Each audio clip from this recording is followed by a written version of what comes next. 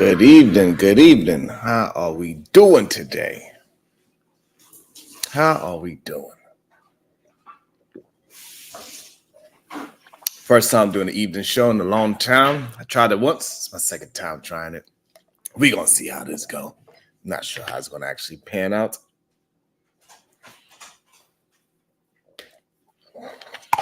But we will see. How are you doing tonight? That's my question.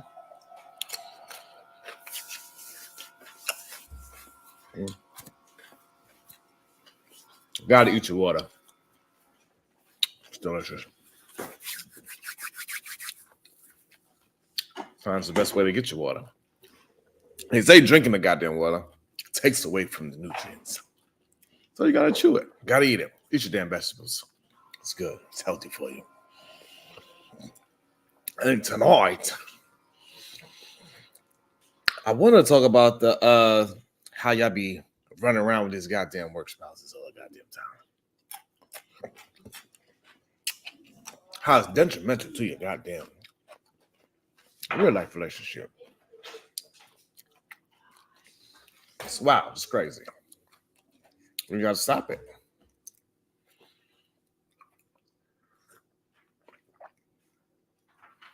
It's detrimental to what is you actually have going on in the household.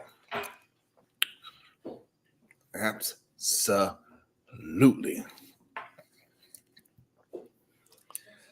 And so as we get into it, I came across this goddamn video and I was watching it and I thought it was hilarious because it kind of depicts how it goes down. What actually happens when you entrust in your coworker more than your goddamn spouse. And then your goddamn coworker, your work spouse, which you possibly could have work children with, that you got to keep secret now. You wind up confining in your goddamn work husband or your work wife more than your actual husband, more than your actual wife. And how do we know this? Because we hear about these men, they drive up to their driveway, skirt, and they just sit their ass out into the goddamn parking lot in a driveway. What the hell are they doing? It's no good for nobody. Nope.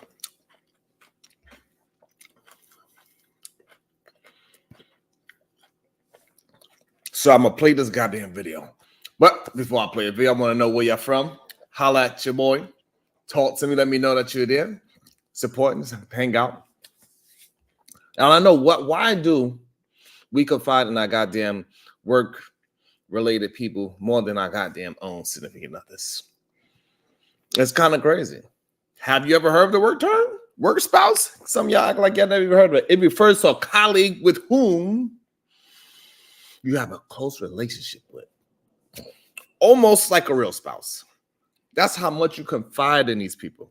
That's how much they know what you drink. They know what you eat. They know what time you come in. They know what time you leave. They know your kids' names. They know your real spouse or real boyfriend or girlfriend. They know their name. They know your mama, daddy, all them goddamn things. They know what college you went to. They know your deep, intimate thoughts. While having a work spouse may seem harmless, right? However, it can actually be detrimental to your romantic relationship, in my opinion. Because when you start confiding in your work spouse about your personal life, you may unintentionally create a divide between you and somebody else, which is, your real spouse. That's my opinion. And I'm going to share this video. Let me share my screen. Let me check it. See how this works. No, not that.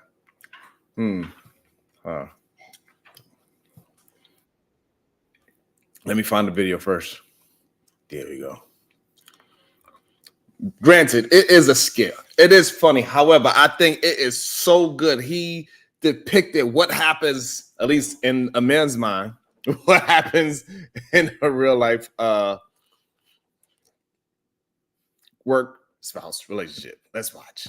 What you doing over there? Stop. I'm trying to clock in. Clock me in. You ain't gonna clock me in? You ain't gonna clock me in? I'm gonna clock in. You gonna make me put it in. So you gonna make me put it in. Stop. Get it. Get it. What she doing? What she doing? You know. I repeat, all workers report back to your station. Report back to your station. All workers report back to your station. Now he tight. Watch out. I get it. Watch out. Nigga, you know that's my bitch, nigga. You got a whole life. You know. Terrence, you clock in? Yeah, I did. How about you? Nah, yeah, I gotta clock in. Yo, you know what you did, bro. You know what you did. The fuck?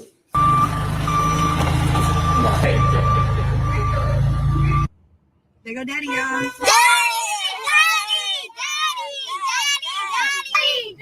Sit down. Get in the back seat. Get back there. Come on, man. You're doing too much. Sit down. No, he tight. Hey, baby. Come on, pull up. Let's go. And that's what could possibly happen when you be fucking around at work. In my opinion, this is real serious. So when you see your boyfriend, your husband, your wife, your girlfriend, when she having some tough times at work, it ain't because the girl at in the mailroom is really giving her a hard time. No, her goddamn work husband was acting up, and now she's bringing it home to you, her real husband. That's what be fucking happening, in my opinion. I don't know who disagree. That's what really be happening. What did I do just now? I didn't mean for that to happen. Oh, I gotta do that. Oh well, it's doing whatever it's doing. I don't know how to fix it. It is what it is. But that's what be happening. And a lot of y'all be acting like this shit ain't true. Like y'all don't got your secret work husband as your backup plan, just in case your real life husband is the one that's going to act up. Because if he does act up, you going to chase him down because you know he ain't going to tell. He'll pop it off in the back, in the bathroom, in the back of the closet, wherever y'all got that's a secret place besides hanging out and going other places, because you know y'all going to happy hour and all these other things. You know he got secrets that your goddamn husband might not have. That's his foul. It's crazy, but it happens all the time. And the shit needs to stop. I don't know why my computer moves so slow. Because I'm seeing things that ain't supposed to be moving like that. I want to refresh it, but I'm scared. I don't know what to do with that. Fuck it. It is what it is.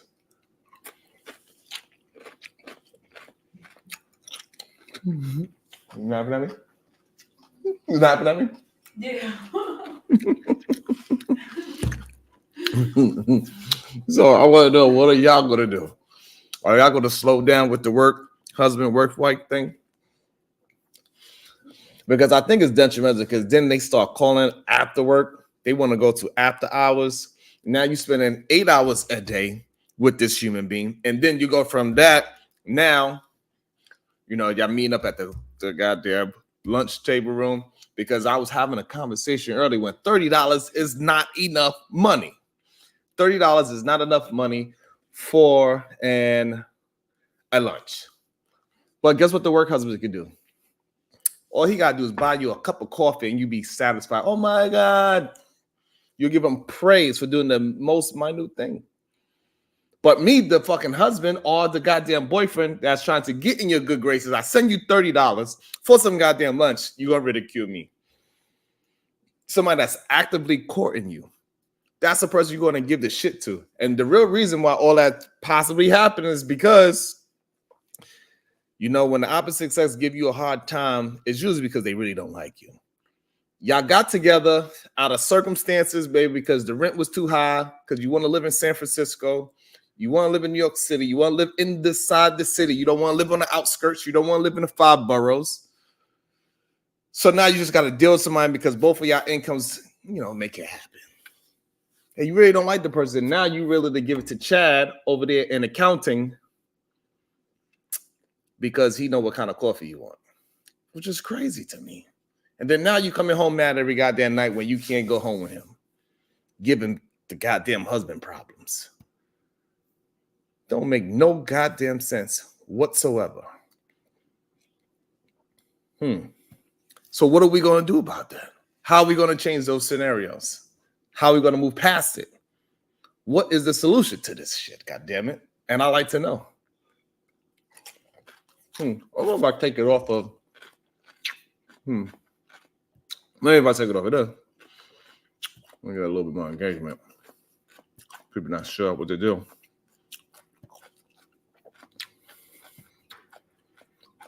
I'm gonna put it like that. Now anybody can rock out. Anybody can talk to the PM. So what is y'all thoughts? Ooh. What are y'all thoughts? How did I put that there? Let me go like this. Let me do this and see what happens. I need to reload it because it's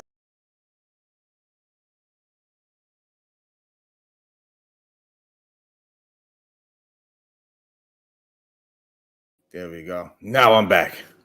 I was going for a sec. I don't know what happened, but it is what it is. I got it now. Figured it out.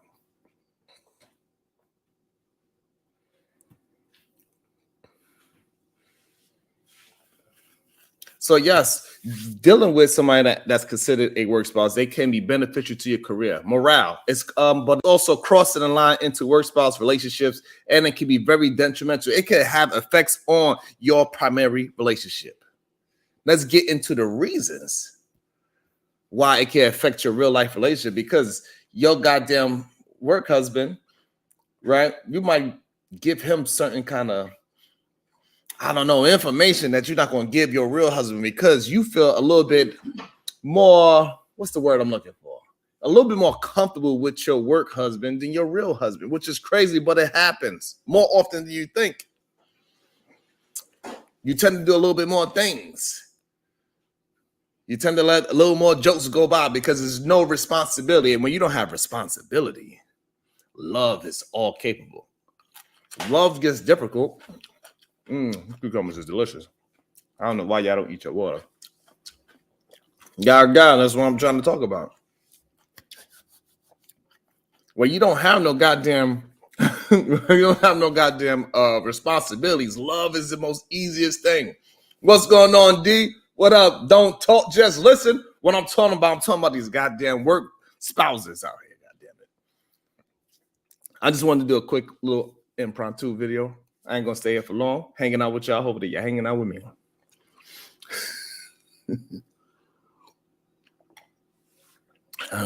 Gotta drink your water.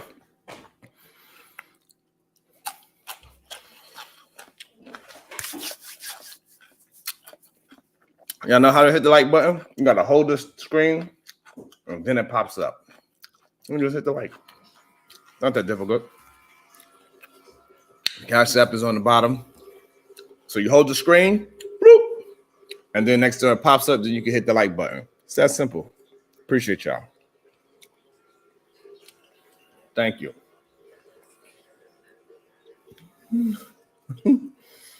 Why does YouTube look like Instagram Live right now? Hey, because they trying some new stuff. It's called the vertical. So we try some new things, D, just to give you some different kind of formats. Late at night, I'm most likely gonna be doing this late at night. And you know, in my daytime, my regular daytime morning show is gonna be how we regular get things done. It's gonna be more formulated. This I'm just hopped on, feel like hanging out with y'all for a little bit. And I want to talk about these goddamn workhouse husbands. I'll bust them in this goddamn head. Don't let your woman have no goddamn work husband. It's dangerous. You know what I'm saying, then? Hey, D, do you have a work wife? No, what else you gotta be careful of? Some of these husbands have work husbands too. I'm just saying. Gotta be careful of that as well. Yes, they do. Gotta be careful. They might be doing some goddamn reach arounds. Be careful. You had your work wife. How did that end? Did you tell your work wife more information than you told your real wife? How did this work? Did your work wife bring you in some goddamn food that your wife couldn't cook? Did she bring you snacks that your wife forgot to bring you at home? You hit her up like, man, my wife is getting on my goddamn nerves. She forgot to bring me those chocolate chip cookies. She's like, nah, don't worry about it. I got you. Is that what happened? Or was you on the opposite side? Was you the secret work husband and you was doing all the underhanded sneaky shit that the husband didn't do? Don't worry, I'll come over there and cut the grass for you. Don't worry, I'm gonna come on my day off. What? Yeah, just buy me a beer at happy hour the next day, next time I see you. What?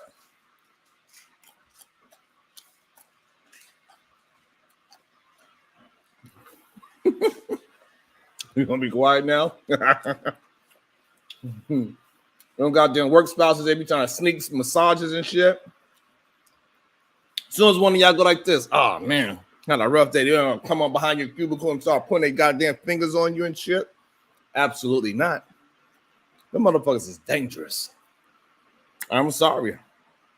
If I come to the company party and my goddamn wife is laughing and kikiing up from the back, and I walk in and I just, ha ha ha, what's the fucking joke? I want to know the inside joke, goddammit. Y'all got inside jokes and shit? Nah, no. I'm not having it. I think most women aren't sexually attracted to their work husband. Yes, until you break up with her, or until you get into an argument with her, until you forgot to bring home her favorite coffee because the work husband made sure he brought home that limited edition Starbucks coffee that she wanted. That's what happens. They are absolutely. And I think the worst part about it is that they're not sexually attracted to them. They more emotionally attracted to them. It is more dangerous because they're willing to confide in that person. When that person confides in you, then they're going to confide what's their panty size as well.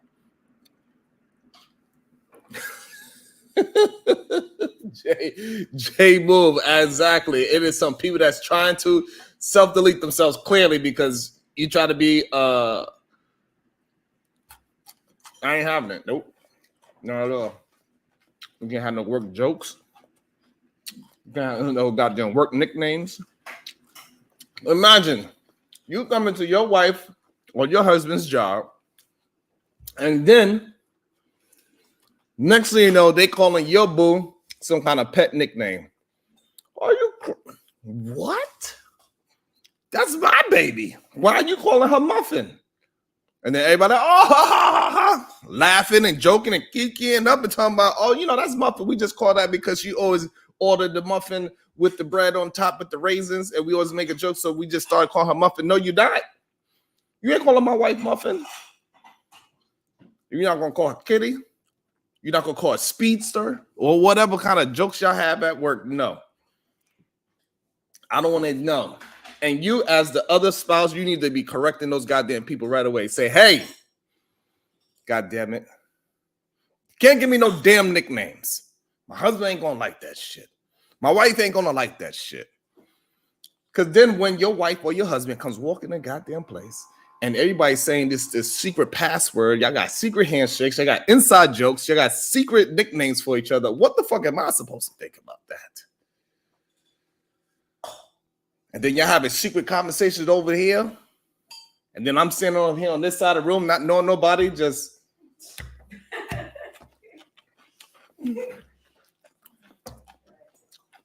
That's some bullshit.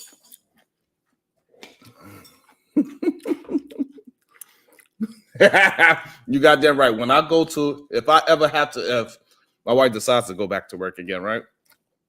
For whatever reason, because she tried, but she couldn't do it. She's there for like 2 hours. She's like, fuck this shit, I'm out. But if she was to go, and then I get invited to the company party, guaranteed. My first time meeting everybody, I'm wearing my black Air Forces. That's it. So everybody know what time it is. They're like, hey,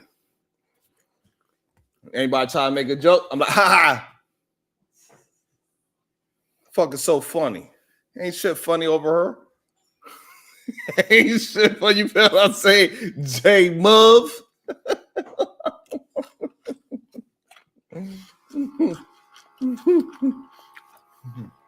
That's it. It's not happening. It's not going down. Absolutely not. People be trying to play with it though. Ain't nobody playing with y'all. Ain't nobody playing with y'all. So, what makes somebody your work husband or work wife? I would believe somebody that is, right, they always looking out for you. Of the opposite sex, of course. They always looking out for you. They always making sure that you ate, make sure you got lunch, and make sure you had your breakfast coffee or your tea. They know who your kids are. They know who your wife is. They know when to have the jokes with you. They know when to rub your back and when not to. They also the one that's coming to pay. Hey, you want to call Pool? Call Pool my ass. She got her own fucking car. Don't be called. No. They feel like it's okay to call like 5 in the morning because, you know, y'all work at 6, 7 in the morning.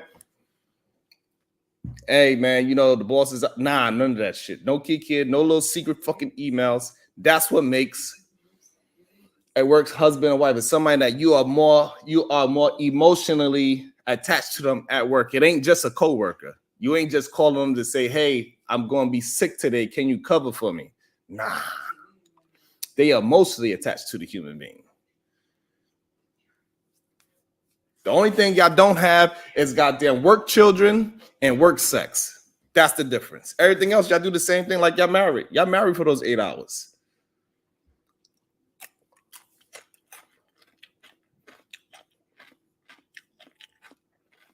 You got it done right.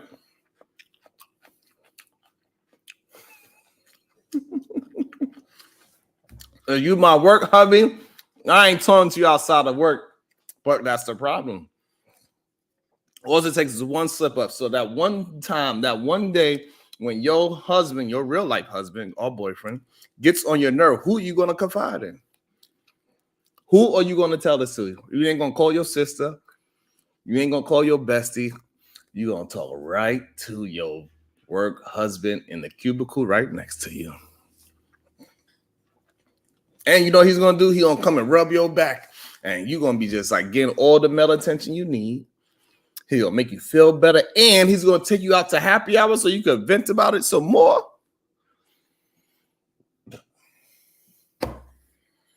Hell to the fucking no. To the no. Absolutely not. It is unacceptable. You absolutely right. Cover girl Brownie. A shoulder to cry on. A shoulder to cry on. It turns into a D to ride on. Absolutely.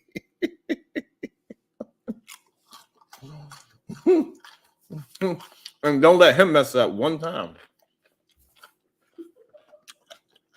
Don't let him mess up one time. Because now that's all the work husband is waiting for. That is the best. That's the best option he has. That's the best option he has, that you have some kind of situation. He already likes you. He think you look good. All that. Now something happens in the household. Everything get messed up. He's that shoulder to cry on. Not only that, you can't tell. He also could sneak with you. Go get him a quick little brand new nut. And go back home to his wife as well. Because, you know, she's probably fat too. And you look hot. He looks like a dork because he had never had the chance to be with you in the first place. That's why he became your work husband in the first goddamn place. So it's a win-win for the work spouse.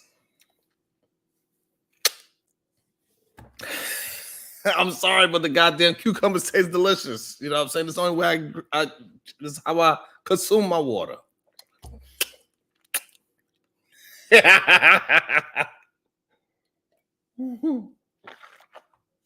I'll stop, Venus. It says Venus acts nicely. I will stop. I will not chew and smack in the goddamn screen. You probably wearing headphones. That's why.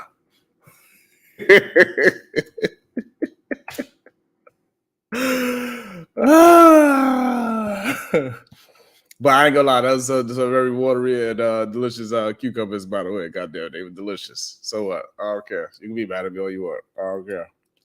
I don't care. I don't mind. Venus. Well, it'd be weird for Venus to have a goddamn work husband and her field of work. Do they even have a such thing as like what is that? Because like, can I go around and wax? Can I wax? No, I'm not gonna wax no man. I'm talking about can I go wax a female's vagina?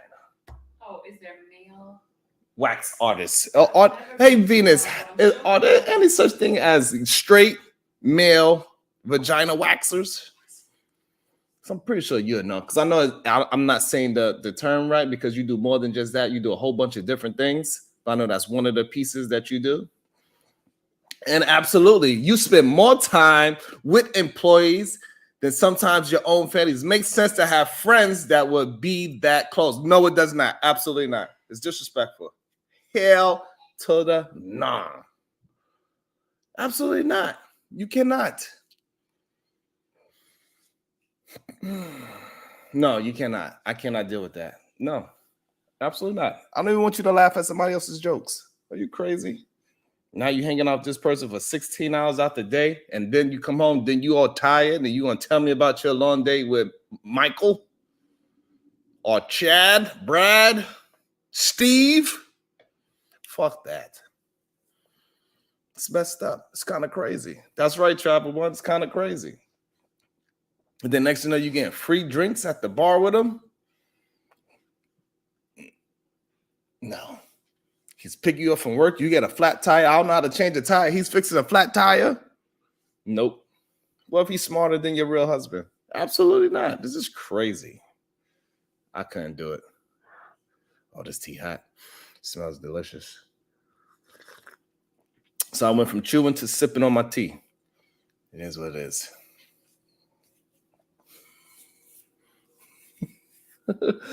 Where is the husband or AAA?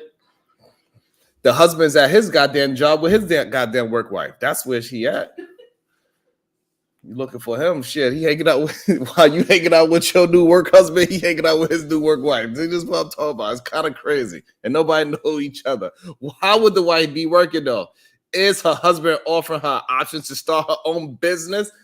Jeez Louise, Travel One. So what is considered starting their own business? Because a lot of times women, when they say they start their own business, it'd be like, you know, I'm going to make some scented candles. And they start selling scented candles on Etsy. And then they buy all this goddamn machinery and all this other stuff. And they out here making all these goddamn scented candles. And they sell about 5. They sell 5 like, man, this is lit. I can't believe I sold 5 candles. Oh my God. I am an entrepreneur now. I sold 5 candles. And it wasn't my cousins. My work husband, he set me up and he got a couple of his friends to buy some of the candles. It's crazy. No, absolutely not. Most women are not, well, I can't say that, but it's the truth.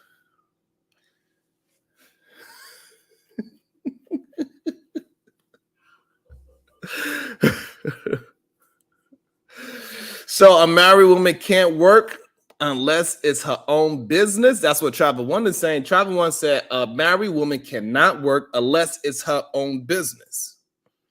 Even though we know more than 50% of businesses fail. So, but I guess that's okay to have a business, but it's not okay to be married in some of these arguments. But it is what it is. It is definitely a stretch, to say the least. To say the bare minimum. This vertical stuff is way different. It moves, the chat moves a lot differently. It's a lot harder to figure out, but I like it a little bit. I did drop the link just in case any child won't want to come up here and challenge me, meaning he gives her capital so she can be her own boss and add to her marriage. That is cool, but most people do not have capital like that unless he's highly successful. So now we are talking about the top 10%. What about the other 90% of human beings that are in the world? Do they not need love too? Should they not get a goddamn choice? Or they should only be with a work husband or work wife. That's the only options they got because they're not making 100,000 and better. Because they always say 6 figures. They never say on what end of 6 figures that you are on. Because guess what? $800,000 a year is still 6 figures. But we never really talk about that. Usually we just talk about the bare minimum, which is the 100,000 mark. What if she just want to work and clock out? A business is constant work. You do not sleep. You don't get vacations. You are always on the clock. Most people think that owning their own business is some kind of freedom, but it's the opposite. Owning your business is a certified handcuff. It's worse in most cases, unless it's just it made such an egregious amount of money, of course, and then having your own business is dope. But for the most part, you gotta wake up, eat, sleep, shit your goddamn business for it to be successful. And most people are not willing to put in that goddamn work. Right. So if men are built to work, right? So why do you want to start a business to work even harder? You're going to work harder for your business than you do any 9-to-5 or your husband. That's just what it is. Your own business is going to demand more from you than your own children. That's the truth of the matter. You think you don't go on vacations now with your broke ass husband, you definitely not going to go on no goddamn vacation when you start your own business if you care about it. That's the truth. You're going to go on less vacations. You're going to have less money because all your money is going to go into keep building a damn business. Now, hopefully you can build it up big enough to where, it'll take a couple of years and then now you can have your fucking life back. But however, for the most part, it doesn't happen that way. Let me see this. For the most part, it does not happen that way. For the most part, you just grinding and grinding and grinding. You work harder than you do for yourself than anybody else ever, which is a good thing if you're willing to put in that fucking work. But we know that these women do not want to put in that goddamn work. They want to have a soft life. Nobody talking about they want a business life. That business life was gone in the pandemic. Or everybody talking about being entrepreneurs and all that shit. I don't see them doing it anymore. I don't see them talking about it. I don't see people promoting it. Now, only thing I hear people talking about is investing in real estate. Everybody's getting a real estate license or something of that nature, or they are going to be the next cryptocurrency billionaire. Ain't nobody talking this goddamn entrepreneurship anymore. Most of these women was just nail techs any goddamn way. Shit. Let me start talking about it.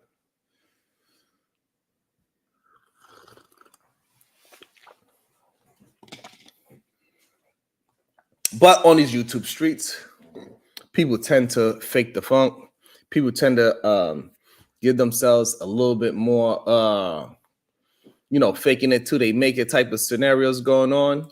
That's what really happens. Sharon seems to be giving doomsday theory. Men are to make things happen. Yes, they are. They also need the tools to make those things happen. This shit don't happen by accident. This shit happens by hard work, dedication, and consistency. And a lot of times that consistency goes with not making any money. That consistency goes with grinding and doing something every single day, putting your all into it every single day and not getting those exact results because you know the results is coming because you're working towards it.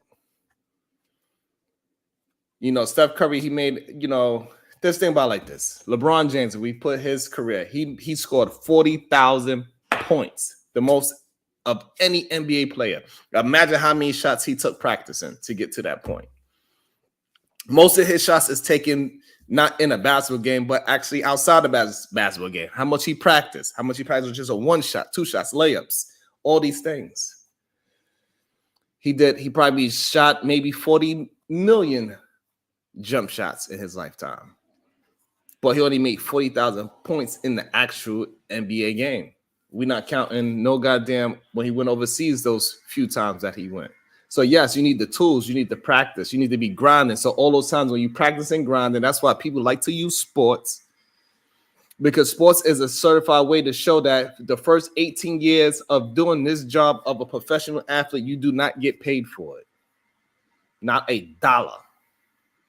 You actually spend money to get into this field of sports, being an athlete and other things of that nature. even building a business. Most of the time, you're putting your money into a business. You're putting your time into the business. You're putting your effort into the business. You grinding every single day to build this business up. You most likely have to get a loan to keep the business to be floating so you can get to the next level where you can actually make money. And it takes a lot of time and consistency to get to the point where your business make money. It gets to a time and consistency so you can learn how to navigate through your business, see what your customers actually want from you. You got to try different and new things all the time, different products, different textures, different email schemes, all these things just to get to a successful type of business. Whatever it is. I don't care if you're a goddamn shoemaker. Yes, you got to get the damn tools.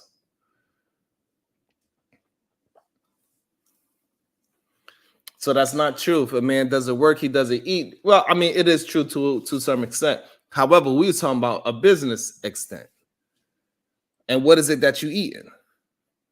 Because guess what? If you're working in Amazon, I could buy you the greatest oodles and noodles dish you ever ate in your damn life. But you don't want oodles. I can make it gourmet. I'll go get you the shrimp flavor ramen noodles, and I actually go buy you some real shrimp, and I put some shrimp in it. Would you mind that? Absolutely. And that is the real issue. That's the real issue, is that most people do not want what that man could provide. So if he's going and he's making $53,000 a year, you know he's going to have to buy you some Walmart clothes. You're going to have to shop for your clothes at Walmart. I'm sorry. And then eventually you move on to Target. You go to Target, you get some clothes, and then you move on to Sears. And then Kohl's, and then you finally get to Macy's. That's when you hit the big time, and then you keep on moving from there. But most women are not willing to grind with somebody from the bottom as he going up, as long as he got potential. The idea of potential is completely misconstrued in a woman's mind most of the time.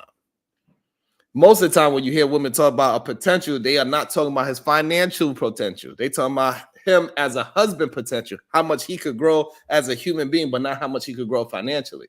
Because they have no idea. They don't have these conversations. They do not have conversations about how he could grow his money financially.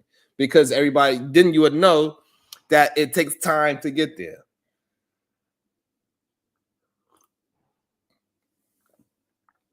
And if you start early and often enough, you can get to that money security that you're looking for. But it's going to take much later.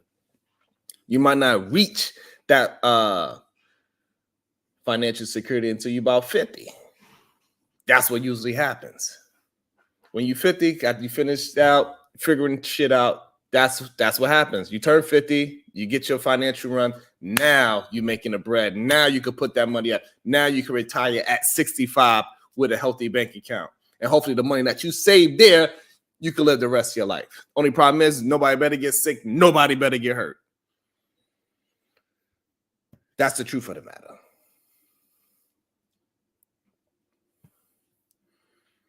But the truth of the matter, people gonna have to start finding their goddamn husband around high school and college. Goddamn it, that's where they're gonna find the best potential earner.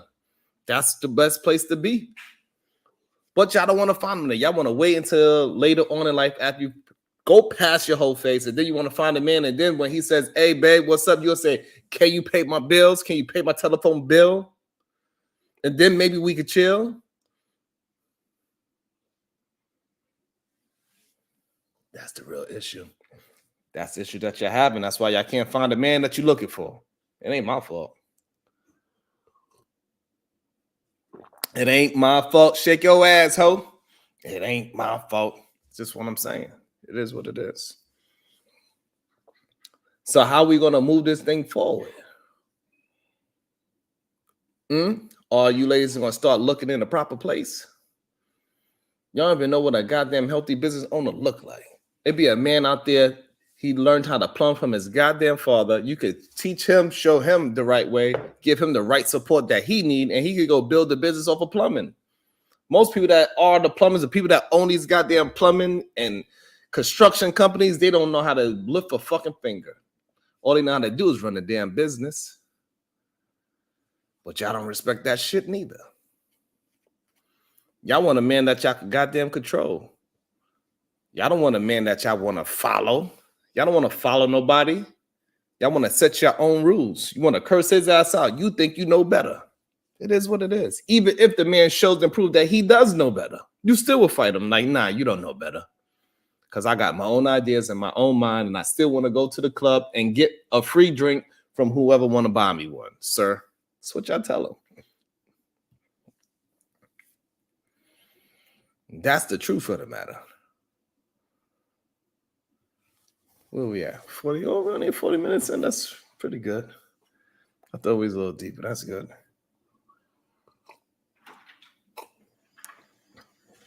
Make sure y'all hitting some like buttons. Making sure you hit the subscribe button, the share button. They got a little button at the bottom where you can hit the little cash and you can send $1. It also have the like button. You hold the phone, boop, you hold down on it, and then the like prompt pops up for you. I know it's a little different. It looks a little, but YouTube is doing a good job. They're working on it. It's looking good. It's moving in the right direction. It's a little different. The analytics is a little different, but it's all good. Even though Venus told me not to eat on camera, whatever. I'm good at crunchy.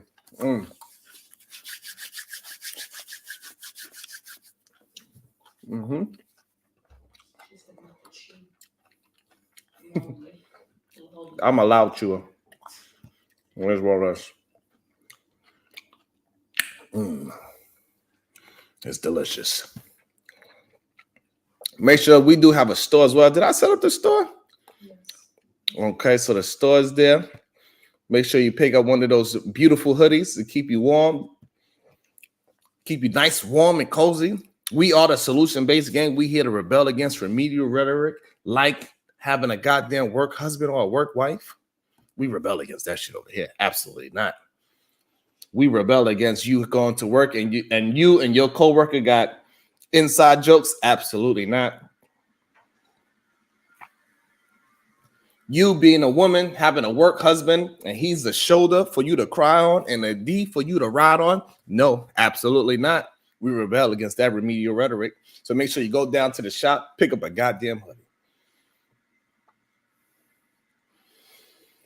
Shit.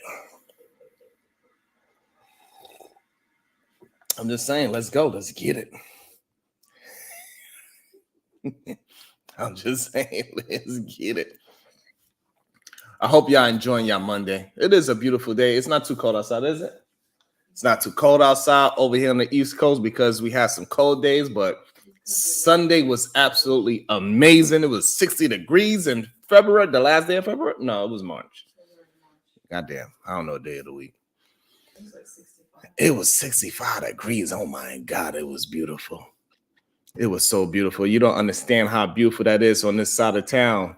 Over here, like if it turns 65 in New York, girls put on dresses, their hair's up, their titties, everything is out in the open. It looked like it's a beach town. As soon as we hit 65, that's how cold it be over here. 65 is like 80 degrees when you've been dealing with the winter and the snowstorms and the ice, cleaning your car, shoveling snow. That your work husband probably got to shovel you in and out because you got to get out the parking lot. Shit. Disgusting. But I hope y'all subscribing because every day, 9 a.m., I'm doing a show. That show is it's set up a little differently than what this one is. You know what I'm saying? You feel me? Sugar Bum, I ain't lie yet, right? Should be crazy. I'm pretty sure Sugar Bum got probably 2 work husbands. She probably got work husbands fighting over each other like Drewski. Her other work husband looking at the mistress work husband like, hey, motherfucker, you know that's my girl. She was with me first.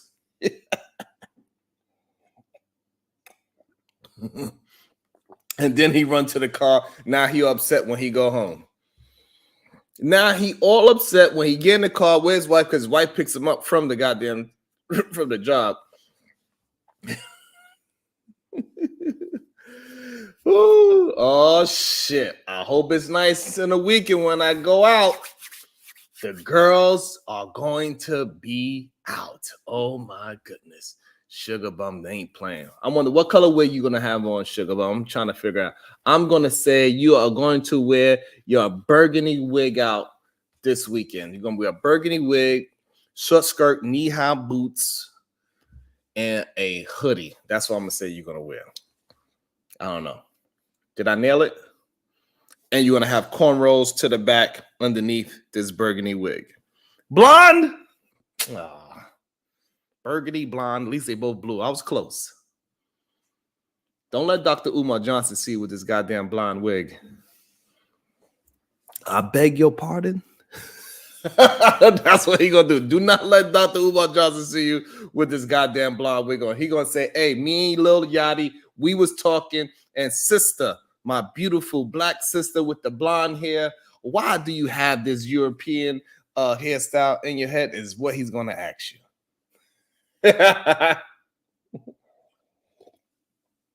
And Sugar Bub, I just want to know, what are you gonna say? All right, we're almost done.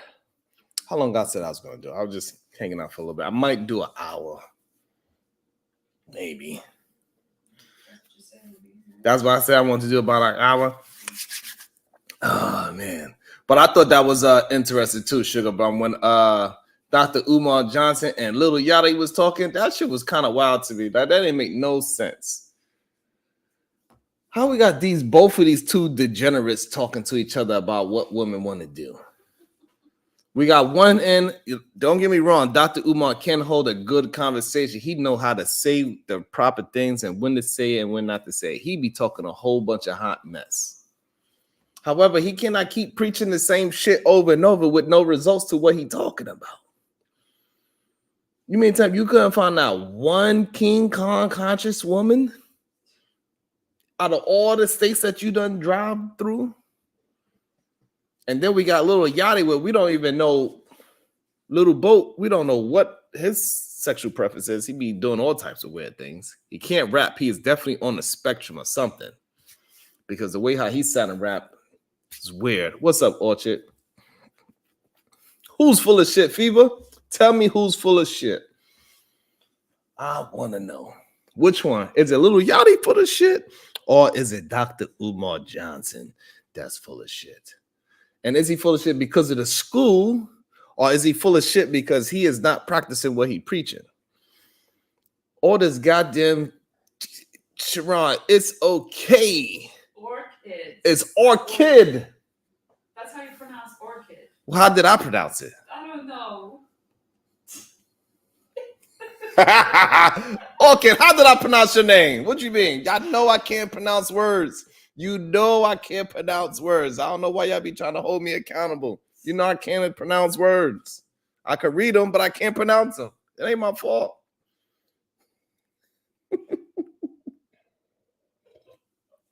Thomas Blaze, you never heard of Dr. Umar Johnson or Lil Yachty, the rapper? Well, Lil Yachty, let me tell you, Thomas. Lil Yachty is this young African-American kid that raps. He raps like he's a little slow. He got like this little spectrum type of speech impediment that he has. And he got braids in his hair down the side with beads in his hair, and he could shake them around like a little girl. And he was on he was having a conversation with this doctor. His name is Dr. Umar Johnson. Exactly, Thomas Blaze, just like Dr. Phil, but he is a black man. He's African American. He went to school. He is a psychiatrist. He works inside the schools. And he be talking how we need to do better as a people. And he said women in this day and age, Thomas, that women are getting BBLs. I don't know. Do you know what a BBL, Thomas? Thomas, a BBL is a Brazilian butt lift, but that is keyword on these YouTube streets as any kind of plastic surgery, where it's titties and ass and stomach. And so Dr. Umar Johnson told this rapper guy, young, he's probably like 26, maybe 30, that we are the reason why men are the reason why women are getting all these surgeries done. Is the issue. And in my opinion, Thomas, Us men have nothing to do with women getting surgery. We have nothing to do with women getting BBLs at all. Women do it because they're in competition with other women. Sugar bum. Yes, he absolutely lied. He told a whole bunch of lies, sugar bum. Because women get BBLs because they're in competition with other women. Men, we want you to be natural. We don't want you to put no damn blonde wig on this weekend. And we want your natural titties and natural booty and your waist exactly how God intended it to be.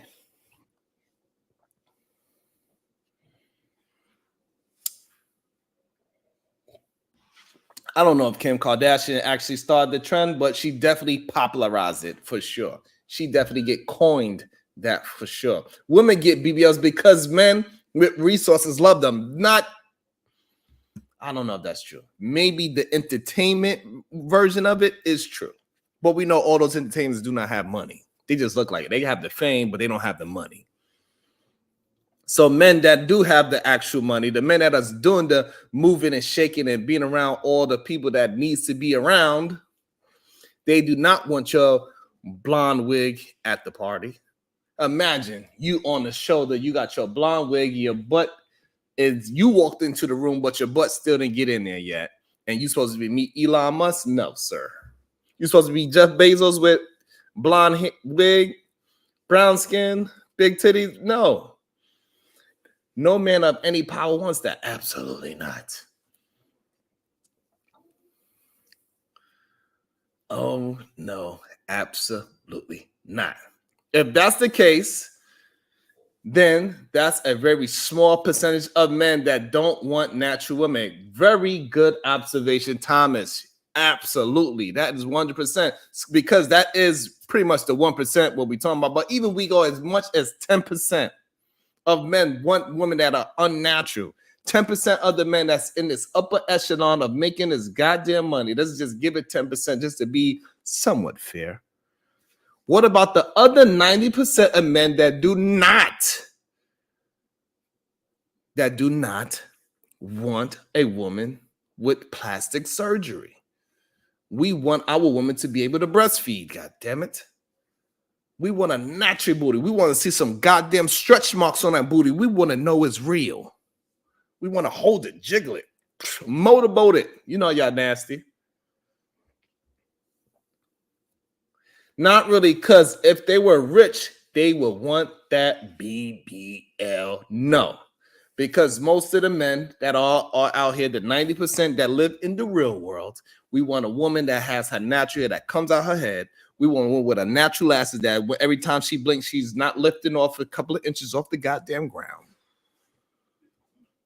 That we want a woman that she got a natural ass that when she walks into the room, that it takes us another 10 minutes for her ass to actually get inside the room. Now the whole house is fucking cold because it takes you extra time to get in the goddamn house because your ass is so damn big.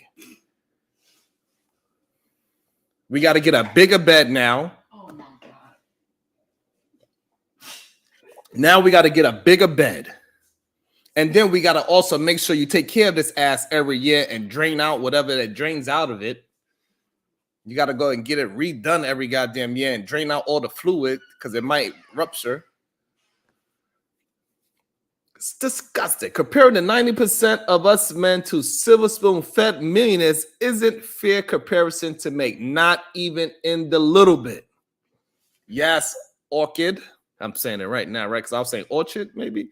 Orchid, yes. You got to drain that goddamn nasty-ass booty out because the silicone will sip into your body because the body fights it off eventually.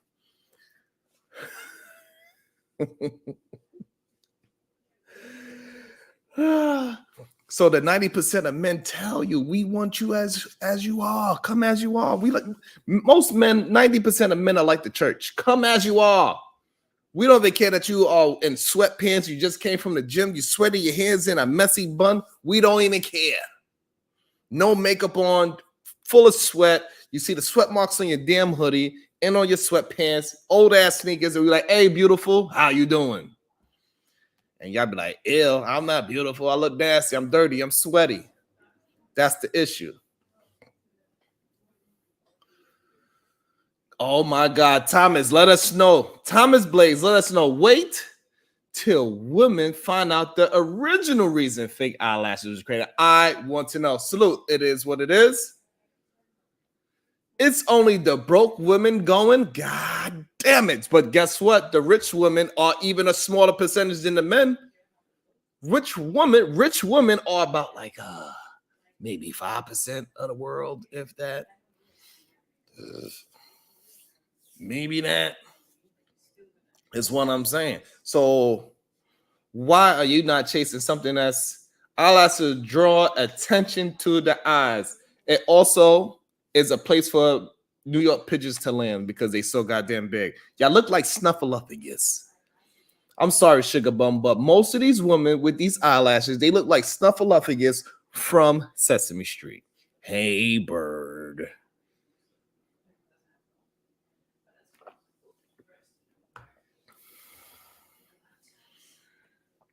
The original reason was a night worker in the 1800s also created fake eyelashes to keep men's unborn babies from getting in their eyes.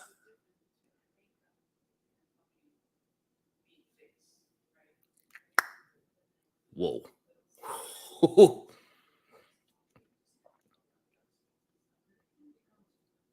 Whoa.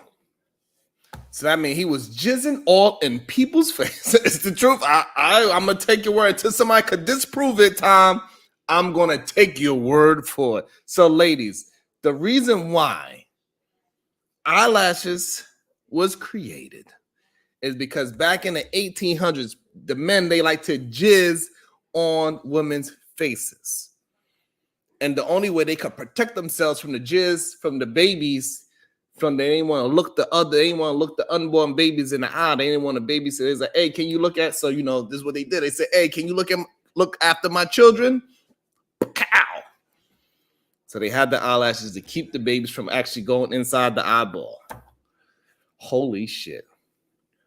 Can we keep it a buck? The eyelashes, wigs, and excessive makeup come from the drag community. Romello, I'm not sure if I could agree with that 100%.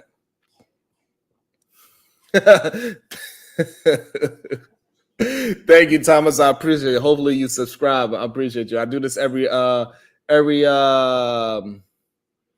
what's the day? Every day at 9 a.m. I actually do a morning show. I barely do the nighttime. I'm trying to get into the night show a little bit more. Brownsville, New York, welcome to the show. And you can as well join the show if you like. What up, Brownsville? I dropped the link. That's the link. You there, Brownsville, New York?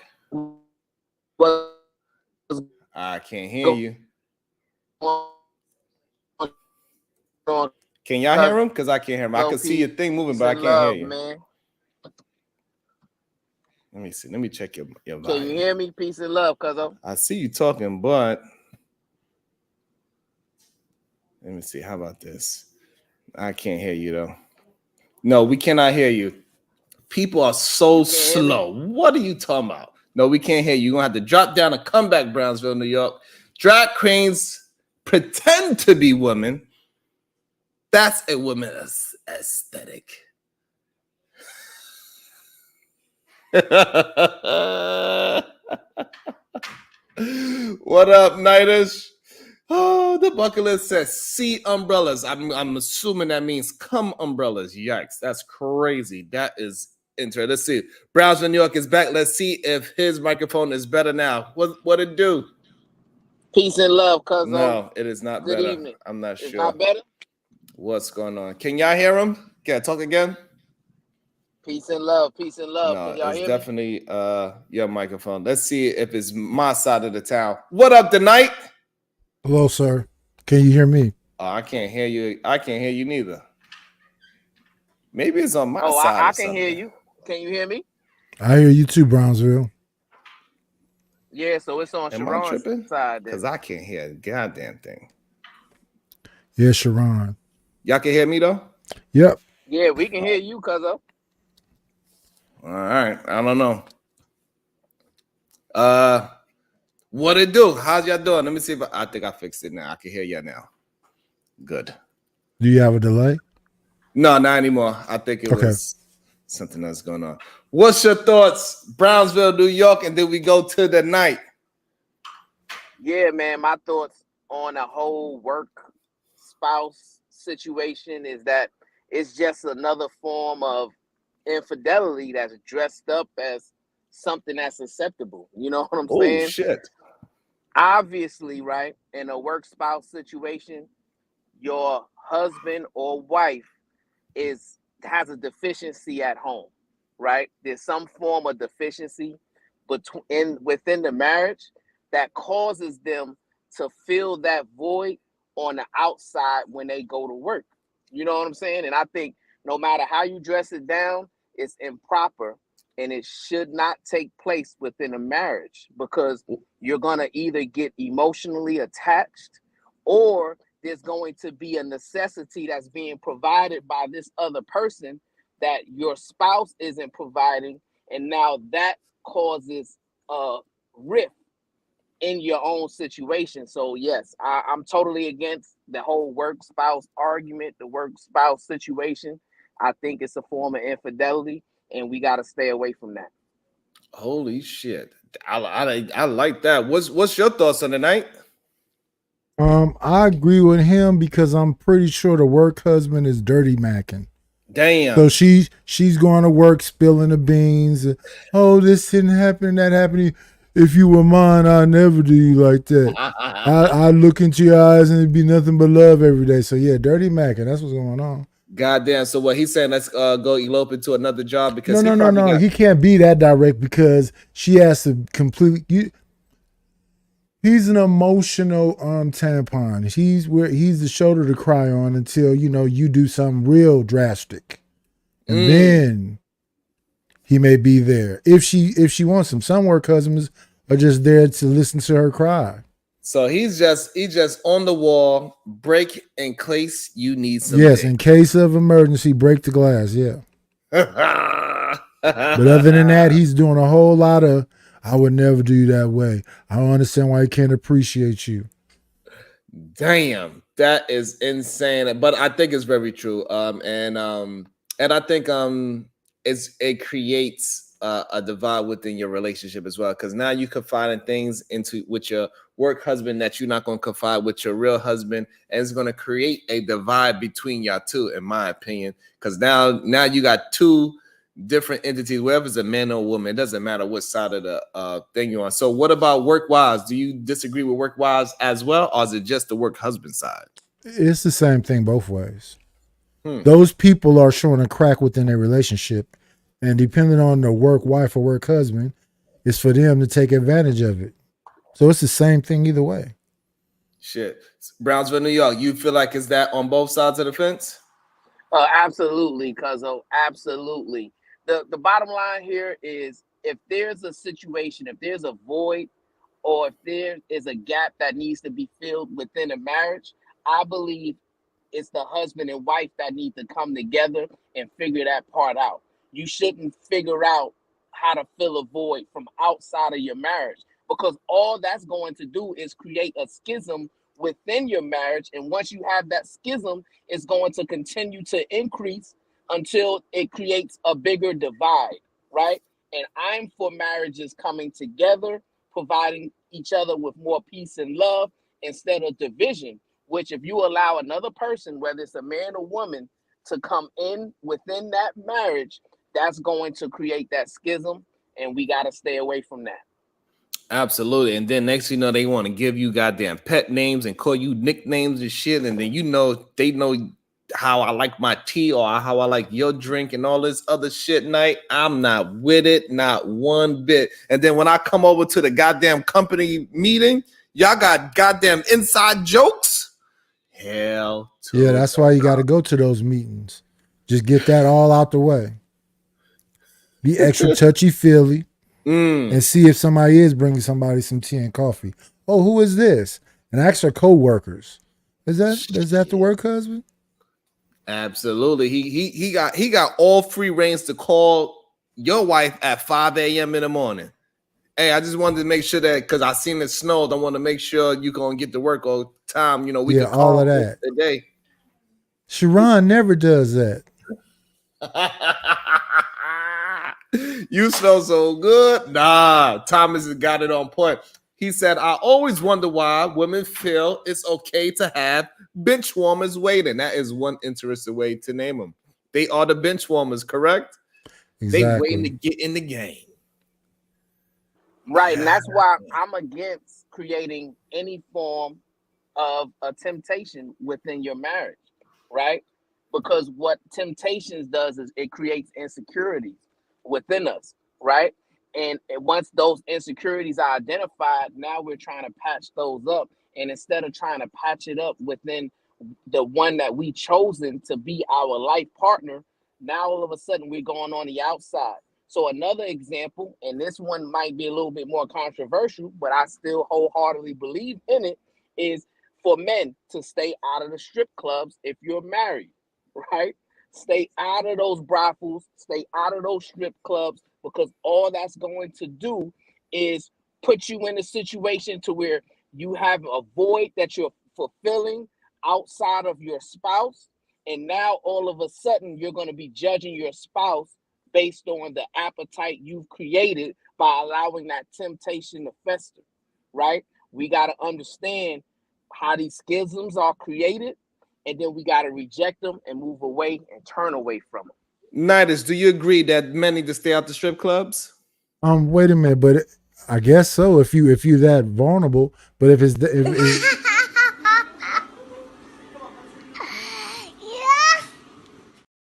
It ain't happening. Like, go ahead, finish your thought. I mean, if it goes that far, then what about porn? Should you stay away from porn also? Absolutely. Absolutely. Absolutely. Any form of temptation that is going to pull you closer to sinning in your situation, to where you're creating any type of schism or divide, or any place where you can get judgment applied on either you or your spouse, or comparisons between your spouse or someone else. None of those situations are good. And what's going to happen is your appetite for such outside forces of fulfillment, all that's going to do is increase, right? So you're going to go from going to the strip club once a month to going to the strip club twice a month to going to the strip club once a week.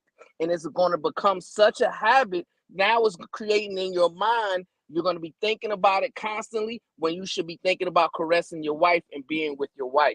So I'm a proponent that, yes, stay away from all those forms of temptation, because they're not going to help you within It your seems marriage. like you have a different idea, Knight. So it sounds like Minority Report. We talking about thought crimes then. What you mean? Thought crimes, because you thinking something is going to overwhelm you. No, it goes beyond a thought. So it's an action.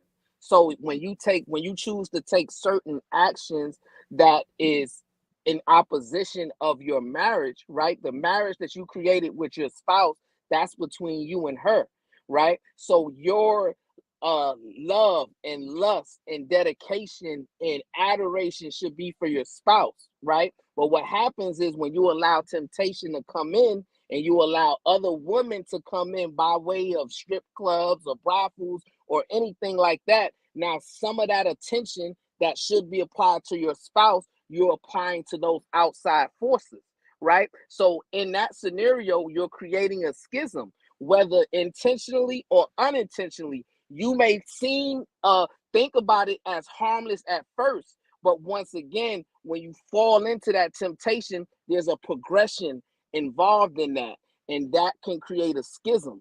And that's what I'm saying. As far as married men and women, we got to stay away from trying to create these schisms and work on becoming more lovable within the marriage, more fulfilled within the marriage. That's what I'm a proponent of. You're muted, Sharon. This is a possibility. Thomas Blade made a good point. He said he could be wrong, but he heard corn addiction is a rising cause in younger men getting erectile dysfunction, which causes issues in the relationship as well. Also want to welcome Truth is love. Good day, sir. Good evening, actually. Good evening, Peace and fellas. How love, y'all Truth. doing? What We're up? doing well. Thank you. Good. I don't What's know. your I'm thought? listening to this stuff. I think it's a little bit lightweight Minority Report, because when I think about television today, since kind of reflecting back on the 80s to me, it's a lot of softcore stuff in almost every movie. It is. I do believe that as well. That a lot of the sex scenes in these movies are useless. It doesn't make any sense whatsoever. It don't even make the movie any better.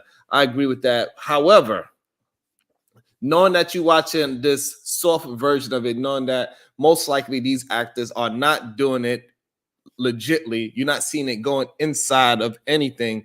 It is completely different between watching something that is insinuating with kisses and even dry humping nakedly, and then you actually seeing it go inside and out and watching that to get off. Because now when you get addicted to it, a physical woman doesn't turn you on as much as less she's doing something what you watched on the video. That's wild. And this is what happening to these young men. This is what Thomas Blades was talking about. A lot of young men, they are getting erect. They cannot get it up. And now they're going to just bring up all these old men's stock. Our stock is going up. So the night, you better start getting in shape, baby. Be prepared. They're going to start knocking on your door.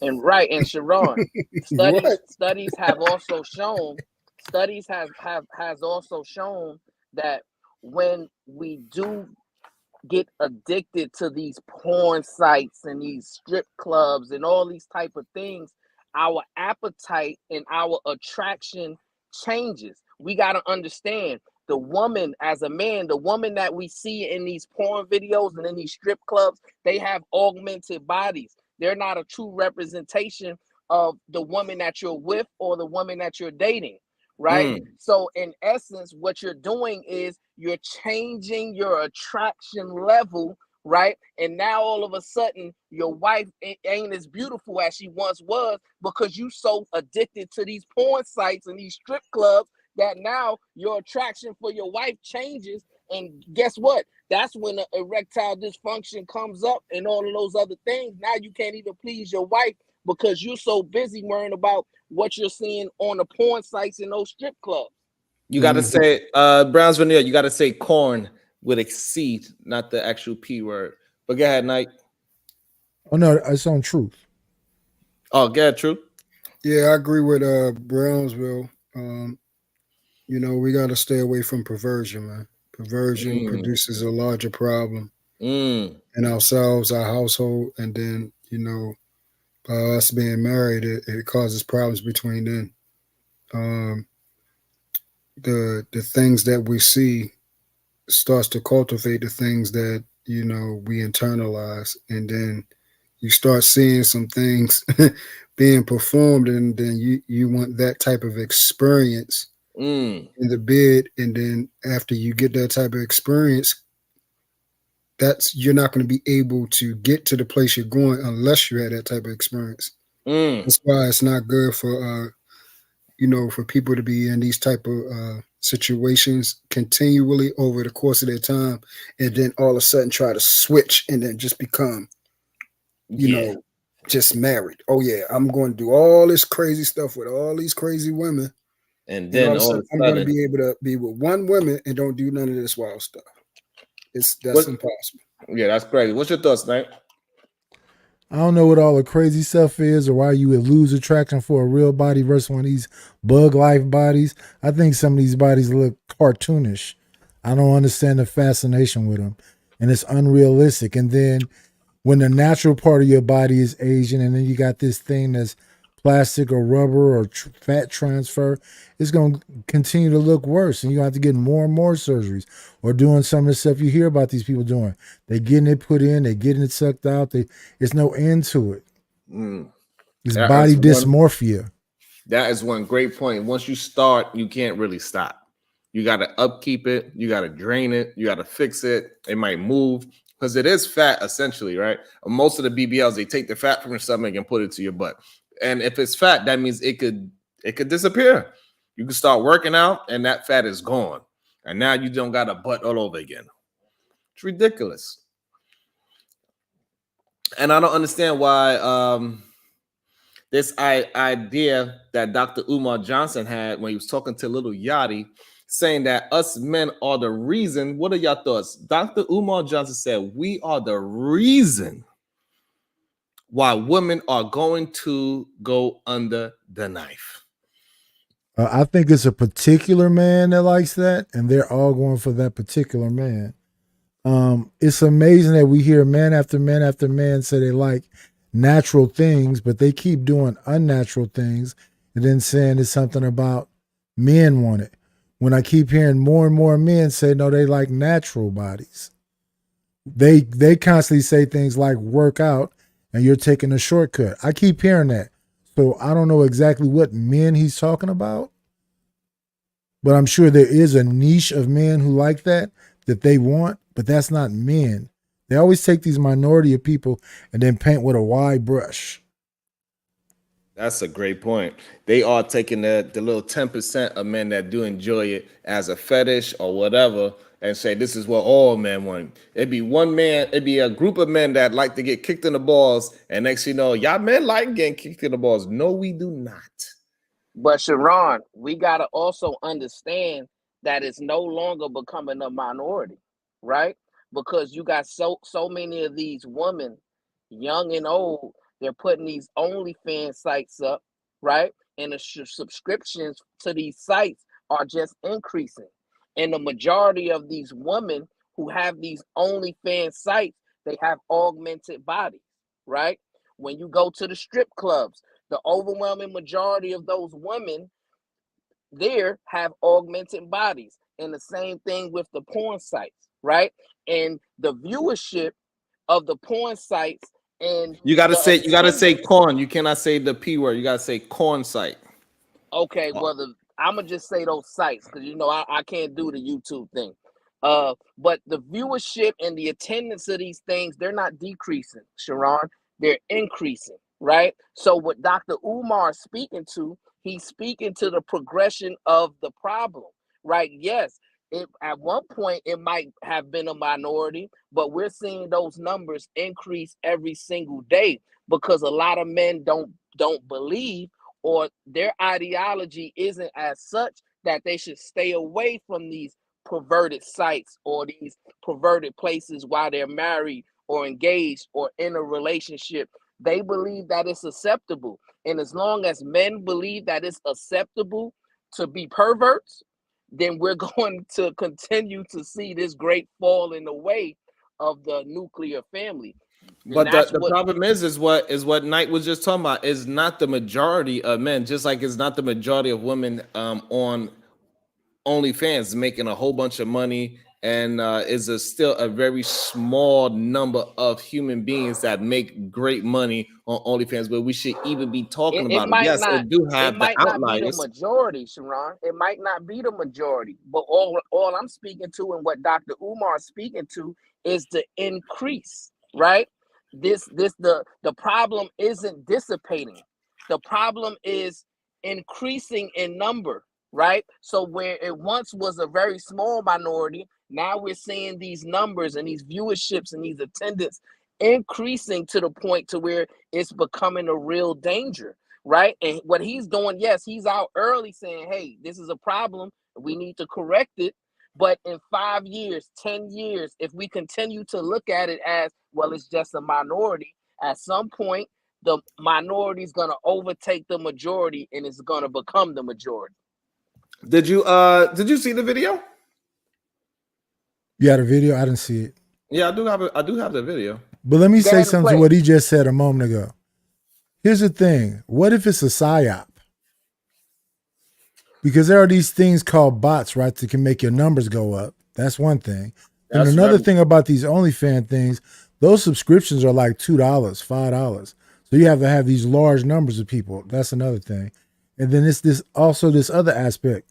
Maybe the surgeons are paying for fake bots so you can think to get more surgery, which puts more money in their pocket. So I put, buy 50 bots for a couple of dollars to make you think these numbers are up.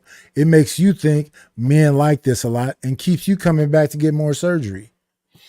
Right. So that's the thing. So it's not so that's why I do not believe it's the men that is creating this this avenue for women to go ahead and embellish on a body. I believe most likely Nitish is 100% right, and it is actually the medical industry is the ones that are promoting this body dysmorphia. They are the ones, because not only do the doctors get paid by doing the surgery, but also it trickles down with the different kind of medications.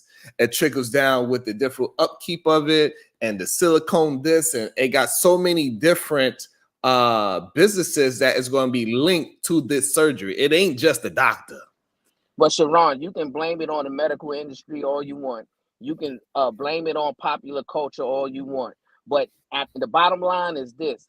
We got to put the blame on the men. And the reason why I say that is this. How many men came on YouTube? How many men came online and said Kim Kardashian was ugly? That body dysmorphia was not good and she was not attractive and all of these kind of things. I didn't hear no men come up and say that. I don't hear men come up and say all these women with augmented bodies are unattractive, right? So we got to be consistent There are a as lot men. though. We got to be consistent as men, because guess what? Those people I named, they have the most followers, and majority of their followers are men. And if you look at the numbers, the majority of those men are black men. No, so that's not true. That's with certain artists, but people like Kim, like the heavyweights, is mostly women. Women are following them. Yes. Women are buying their products. Women are buying their clothes. They're buying their makeup. Yes. They are the main. Women are the main consumers of anything cosmetics. That's cosmetic surgeries. Totally disagree. If you look at the viewership of those OnlyFans, Sharon, I'm willing to guarantee the overwhelming majority of those OnlyFans memberships are men. You can't tell me that they're women who are buying these other women OnlyFans. Right. So that's ridiculous. So those are two different things. So the OnlyFans thing is like a certified way to get into the perverted industry. So they was able to actually talk to their favorite star. But that is still a very small thing compared to what Kim Kardashian is doing and what she promoted out there in the world, because she's the one who actually put, because nobody really wanted to be a perverted star before. But Kim, she made it where it was acceptable, where you could do something perverted, but you still live a regular life. You could still get married. You could still have a boyfriend. But the ones that are full blown, this is all they do, they not getting married. They are strictly for the room. And then Kim was a follower. Y'all forgetting that. Kim was following Paris Hilton. Paris Hilton started that corn tapes and leaking them, and then she had Nicole Richie following her and Kim Kardashian following her. So she was following some other people. And the real brains behind that whole Kardashian family is the mom. So and you're totally right about that, Nidus. But what I'm speaking to is the assimilation of our people, right? We understand that it is the white people who are into the body augmentations. They started it, they created, and we understand that is the overwhelming majority of white men who love it. They love the fake breasts, they love the plastic bodies and all of those type of things. But what happens with black men, right? Black men have this issue to where if the white men like it, black men love it. And black men assimilate to that. And what I'm speaking against is we got to stop thinking like that. We got to stop just assimilating to the things that they like and things that they enjoy. We seen it happen in the 60s and 70s, right? Where black men and black women were augmenting their hair. All of a sudden, black men were straightening their hair out. Black woman was straightening their hair out. We went from wearing the afros and natural hair to all of a sudden we're assimilating to the white popular culture, right? And that hasn't changed. We continue to do that, and we progress to the point to now we want to be just like them, and we want to have their same appetites. And what Dr. Umar is saying, he's saying, hey, we need to pull back away from that. Let's get back to our own dynasty and building our own morals, principles, and values as Black people, and building things the right way, having attraction for your wife and your wife only, building the nuclear family together to where you guys are progressing in all facets of life, right? And that way we can build our own society the correct way and pull away from those vices. So do you believe that majority of Black men want to be white men? Yes. Yes. That's controversial. Yes. And it's in the numbers, because anything the white man's like I say, then the Black man pick it up and they'll start loving it. And I gave you examples, right? To where we understand that the white man's, he started all that body augmentation. White men love body augmentation. Now all of a sudden Black men say, oh, the white man like it, oh, let's love it. And then let's double down on it. Let's triple down on it, right? And that is the problem with us. What they enjoy, right? We got to understand, back in the day, it was taboo for Black people to get into the LGBT situation, right? It was majority of the white people that was going that route. Now all of a sudden, Black people said, okay, the white man like it.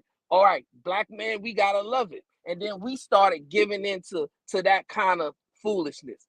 And that's what I'm saying. There's a progression of things. So we gotta stop trying to assimilate to their culture, stop assimilating to their standards, stop assimilating to their values and morals, and let's get back to the principles of what we're supposed to be about, which is peace, love, and the divine unity of togetherness. And let's build ourselves up in the proper way that God intended for us to be. And if we do that, then we'll find ourselves in a situation to where we won't have to worry about all these things that are plaguing our people. But we got to make that change. So why we don't attach ourselves to all the good things that they do? Wait, before you go there, can I ask a question now? Yeah. About the LGBT community. When you say all of a sudden, what year would you put on that? I would say probably in the 90s, man, because when I was growing up in the 80s and it wasn't I wasn't exposed to the LGBT like that. I'm just gonna be honest. And I grew up around nothing but Black people. I was not exposed to that until later on when I got a little older in 90s. And then all of a sudden I realized, okay, there's a lot of white people that's into this lifestyle, right? And then later on, as the years went by, we found that it's more Black people getting into it.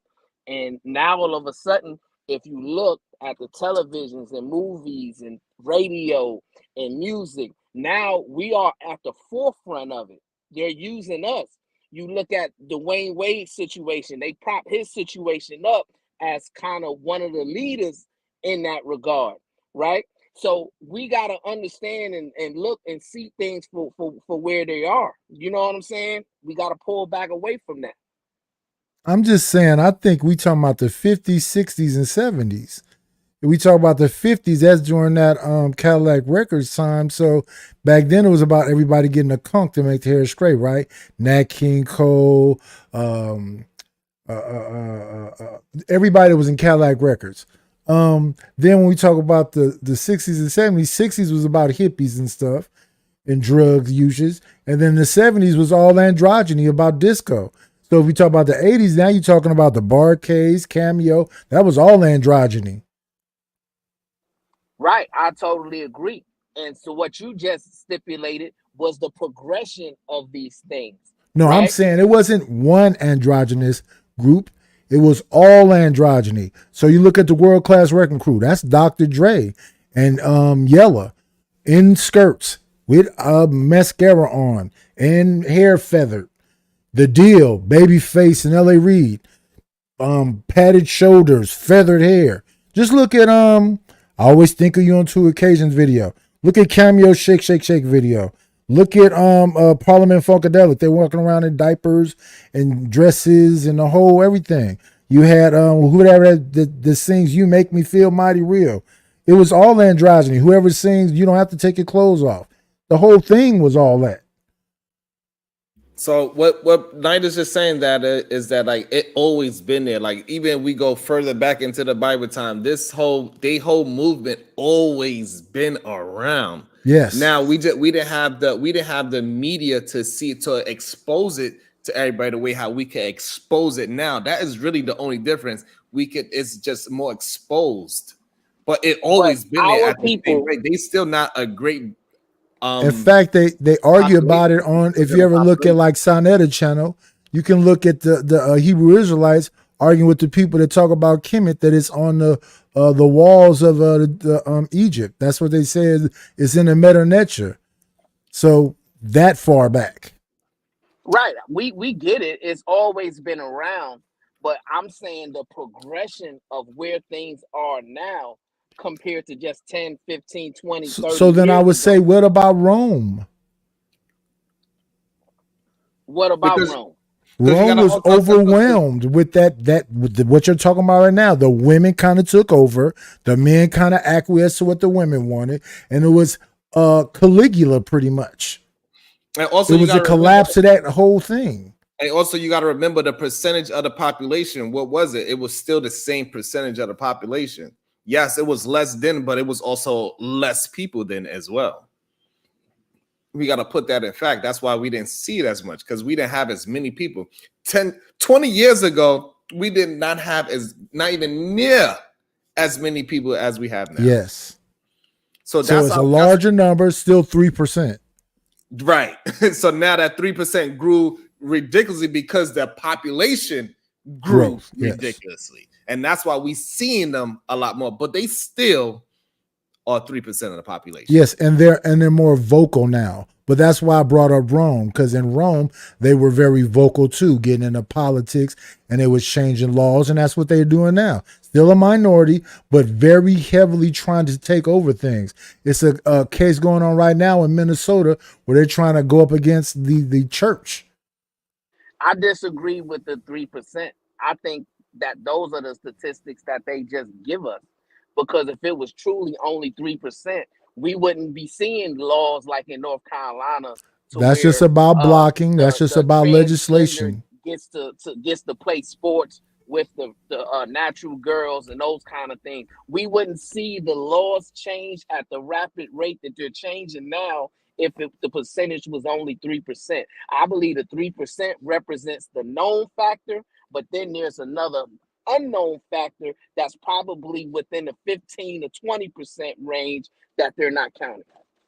No, I just think they know how to vote together in blocks, and they get lobbyists that are influential. And a perfect example is you talk about that Asian hate bill. It's not a bunch of Asian people here. They just know how to vote in blocks, get lobbyists to get things done fast. We don't vote in blocks. We don't come together and we are not a monolith. We are all over the place. So that's why it looks so chaotic for us. If we can vote in blocks, and let's say 30% of us, we can make major sweeps and changes. We don't do that. Well, we had a talented tip with the D9, right? Those are supposed to be the elite of us, the most intelligent, but they are isolated off. And they're a part of having the money is you can't meet with your people. So you make a certain amount of money, now you got to get away. Because you got Robert Smith, billionaire. You got Byron Allen, billionaire. So where's the black town? Where's the place where it's all centered? We got banks, loan companies, libraries, schools, housing and everything that's bought by these billionaires. Don't exist. When they try to bring Suge Knight, Jay Prince, and I think it was Irv Gotti together to get distribution for music, they tore that apart quickly. Suge ended up in jail. Irv Gotti and them got a federal case, and the other person just backed out. Great points. And we're starting to see now to where you got all these different musicians being outed as being in a closet, right? And in order to succeed, you got to do some things that goes up against your sexual nature. And more people are willing to accept that, right? And it seems like there's a large percentage within the industry that are willing to acquiesce to the people of power, putting them in that position. So that's why I argue against the 3%, because it doesn't seem like there's 3% in the industry that's doing this. Based on the knowledge and the information that we're getting now, it seems like there's a large conglomerate of the entertainment industry that are living that lifestyle. They're calling it an open lifestyle to hide the fact that they're really LGBT. And I'm thinking it's at least 30 to 40% of the industry. And if that's the case, if it's at least 30 to 40% of the industry, then I'm willing to suggest that will also correlate with the general population, that there's at least 30 to 40% that's living that open lifestyle, that's getting pegged and all these other things, and they're hiding it as, oh, no, I'm straight, but they're really not, and they're willing to vote and pass these laws because they want to live that type of life. So the problem when we use that industry is very isolated. It's only a very small amount of people that that's actually in that industry, and then within that industry is a small amount of people that actually doing that. That's money, why it's only a small amount that we see and we can recognize their names, because it's only a select few that get it, because only a select few is willing to, give up the draws to get but to look, where they but need look to get at all to. these people that are coming out and they're speaking against it, though, Sharon. You look It at is a lot, but still, if you look at all these people so, coming out, but here's the saying thing, cuz so like even though it's a lot of people coming out, when you look at the totality of the industry, it's still a very small number of people really coming out. And then if you even think about that, because lately we've been hearing about Diddy, right? But when we follow that line, we hear Clive Davis got involved with Andre Harrell, and Diddy was working for Andre Harrell. So I guess Andre brought Diddy to Clive, and Clive said, okay, so you're old and out of the way. We're going to eliminate your label and take almost all your artists, and now they're on Bad Boy Records. So we can follow that line easy. It's Clive Davis, Andre Harrell, and Diddy. Then the people that you hear about all this stuff from, you see they keep somehow being connected with Diddy. Game came out and said he spent 2 years with Diddy, supposed to make an album, never made an album. Then we saw him on the Drink Champ talking to Fabulous and Jadakiss, talking about when are we ever going to get to party. We know that Usher went and spent a year or two with him when he's like 15 or 16. So we can follow that line pretty easily, right? Columbus Short said he never hung out with him, even though he yeah. So that still is a minority. Many branches off of that line, and we got to understand this. Can we concede to the point that if there's men walking around here and they're saying that they like being pegged, do we consider them LGBT or do we consider them heterosexual? Yes. I would say no. If they getting it done by a woman, anything that arouses you by a woman, by definition, you can't call that gay. But see, that's where you go wrong, Sharon, because like I say, there's a progression of things, because that's unnatural behavior and that wasn't meant for a woman to do. So you can say, okay, what you're doing is you're masking the fact that, hey, yes, I enjoy this type of behavior, and I'm going to mask it by saying a woman is doing it to me, but then you're going to progress because you're going to hear, well, oh, this guy, he can do it better, and now you're going to go for the better instead of the mask. So I don't think so. So the reason why we cannot correlate those two things, because the only thing that a man and woman can do that same sex can do is the actual horizontal polka. Everything else we could do to the same sex. So that means anything that we do, it can have a progression. No, you are who you are at the core. If you are aroused by women, then you are aroused by women. I don't care what you do with it. It's not going to change the fact that if a man does it, now it's going to make me aroused. That does not happen. That does not happen overnight. It's either you was born with that, whatever that is, that make you want to be with the same sex. You born with that, or develop it however you develop it, whatever that is, you have that. You're not born with it. You're not born with it. Yeah, whatever, because I don't want to go into that part, because I don't have nobody here has a dog in that fight, right? So I'm not going into the whole born and everything thing. But what I'm saying is, if a woman arouses you, then that's what it is.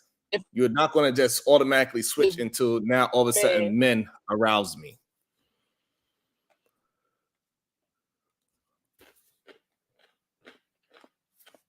You was trying to say something? You went on mute or something. Hmm. Now, So see, your peg, that is an issue. Not if it's by a woman. I don't think so. Like I said, you could kiss a woman, you could kiss a man, right? So that doesn't mean it's going to progress into something. No, I'll kiss a woman, I kiss a woman. If she's sucking on my thing, she's sucking on my thing. I'm not going to progress into, oh, a man's jaw is stronger, so I want him to do it. No, that's not going to happen. It doesn't progress that way. If a woman is the one that's turning you on, no matter what that woman does, and they're turning you on from that woman, she kick you in the balls. A man could kick you in the balls way harder than any woman can. But it doesn't progress until I want a woman to start. It should be the natural, but Sharon, it should be the natural essence of a woman that turns you on. If it's not the natural essence of a woman that turns you on, and you like this unnatural form of exhilaration, then you got to understand you have a problem. And it starts off, like I say, small. But if you don't fix that problem, it's going to get bigger, and it's going to become a bigger problem, and you might find yourself on that wrong side of history. I feel you. I understand what you're saying, but I heavily disagree. If you into women, you are gonna always be into women, no matter what she does to you. In my opinion, I don't think whatever she does to you makes you change your mind about it. To be honest with you, it just doesn't. I don't think. Hey, Knight, what you think about it? I don't know. I would pass on that. Of course, I don't. Well, first of all, I don't think no man would even admit that he does agreed it. with me. He agreed with me right off back. So, Nidus, you need to go with your natural first instinct, right? That's what we gotta do as men. That is my natural first instinct. I'm good. I like it old school. Right. But that's a personal thing. I'm not. And So those are two different conversations. The natural first instinct is a no-fly zone, right? It's always been a no-fly zone, right? Mm-hmm. And once you open up that landing strip, you can't tell me now all of a sudden you're going to control which planes land there, which planes land in Pandora's box, Sharon, and you don't know what's going to come up out of it. Yeah, so I just I get it that you're saying that I get it what you say that you open up a landing strip for anybody to land there, but I disagree because that's just people different perversions of sex, and people have different things that turn them on for whatever reason it turns them on. Everybody's different. People cook me all the time because I say I don't even eat vagina. So that's what I get cooked for. Because again, I think that's probably more closer to an unnatural thing. However, it is what it is. Yeah, everybody physical thing is different. And so I'm not gonna knock them by. As long as whatever you're doing it, as long as you are honest with that human being, it really doesn't bother me neither way. But I think anything that you do with a woman and it turns you on and you're aroused by a woman doing something to you, I would have to still, no matter how suspect it is, I would have to consider you a straight man. I don't. If the natural essence of a woman is not your form of arousal, then I think you need help. And you gotta go. I just wanted to chop it up with you tonight. I gotta go be with my wife now. You know what I'm saying? And take care of business there, man. Yeah. And that's what it is. But peace and love to everybody. I hope everybody have a good night. I hope y'all enjoyed the conversation. We'll do it again tomorrow. Peace and love. Later. See you tomorrow. Yeah, so I definitely enjoyed the conversation. Hopefully, y'all enjoyed the conversation. Hopefully, you hit the like button. Even though I know it's a little bit more difficult to hit the like button, you gotta hold the thing down unless you're on your computer. But if you're on your phone, you gotta hit the thing. and then it pops up, and then you can hit the like button. Currently at work. What did I miss? Ah, man, you kind of missed a lot, Tom. I ain't gonna lie to you. You missed a lot. The conversation got crazy. It went where it went. Whew. It went where it had to go, clearly, because these conversations, they get a little crazy. It went to that men are the reason. They said that men are the reason for women getting BBLs, and then it went to the reason why is because men are creating these women to be perverted, and then it goes into the fact that some men like to get pegged and they didn't want to be considered gay. Is it gay? We not sure. It went crazy.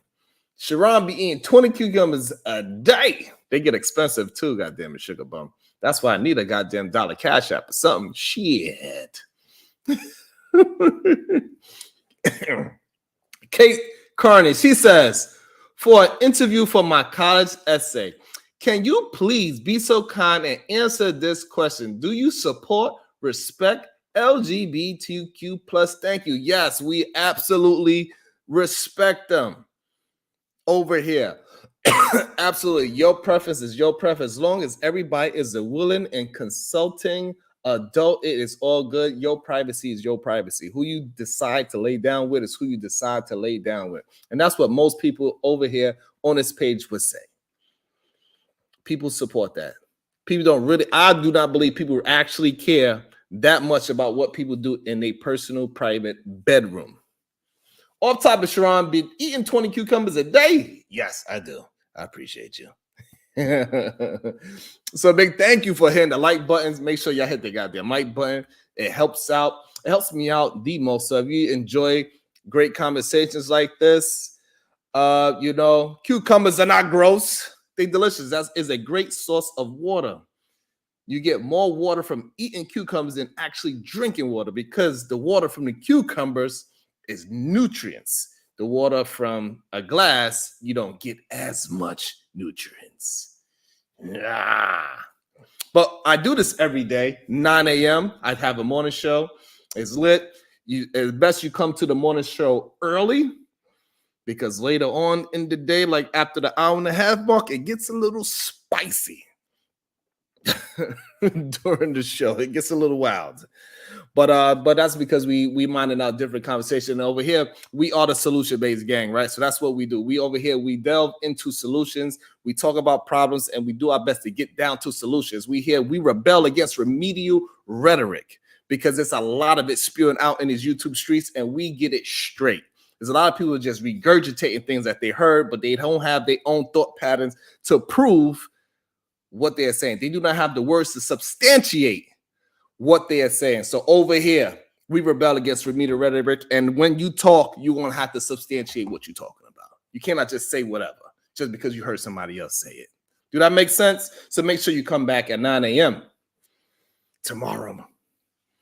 And we're going to have a good time. Make sure you hit that like button. Make sure you hit that like, share, subscribe. Tell a friend to tell a friend.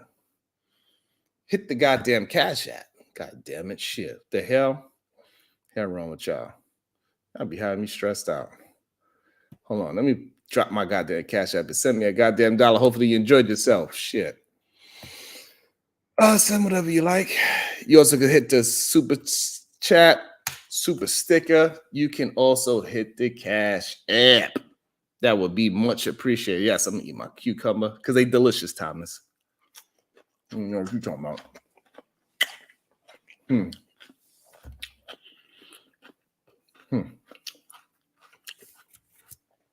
Let's see. Did y'all hit the like button?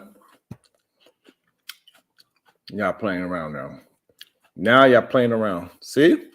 Y'all be playing around too much. Y'all be playing around too damn much.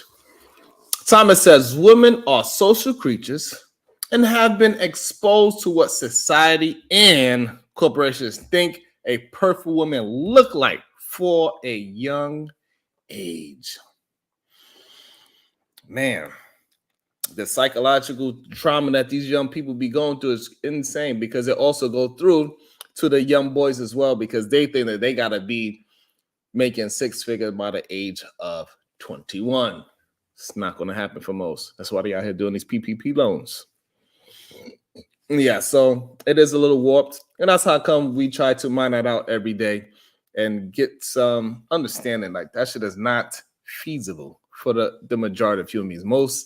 The majority of human beings, both parties are going to have to work. The man and the woman is going to have to work. She's going to have to find her man that's making 60 to 70,000. She's going to have to figure out a way to make 60 to 70,000. She's going to have to go to work.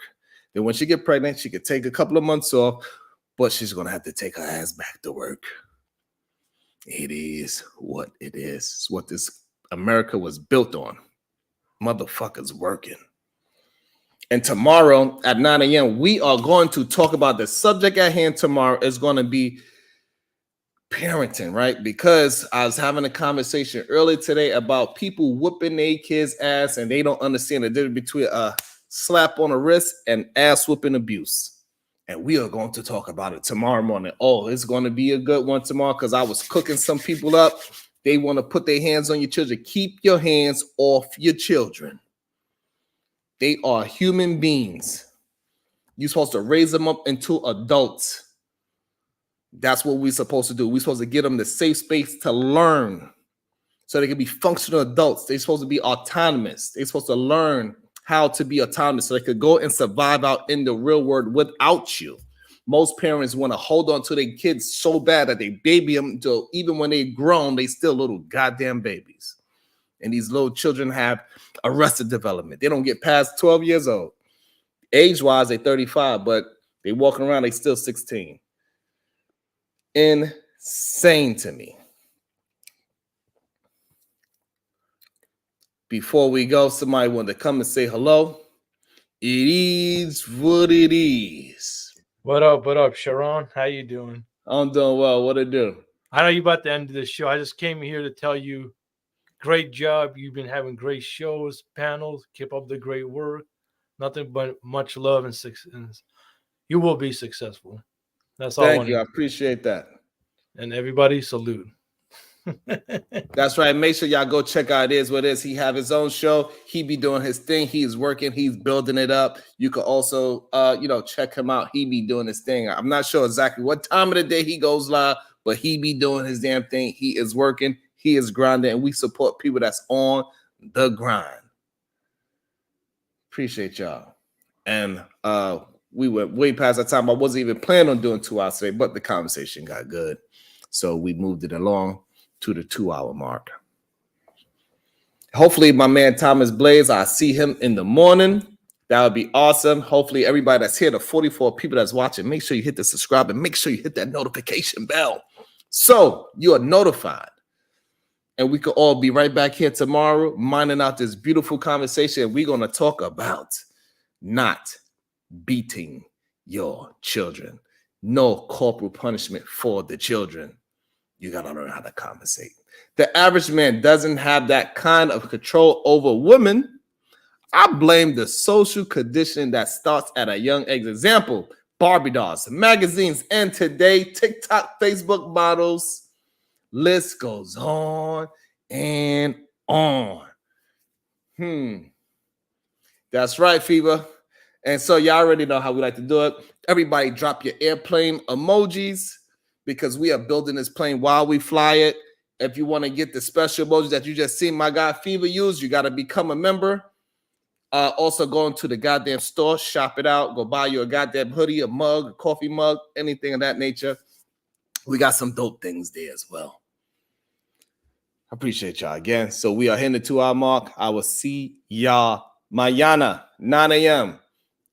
Subscribe, notification bell. Solution Based Gang. We rebel against remedial rhetoric, and we out. Hold on. I gotta do this first. I'll be doing the wrong thing.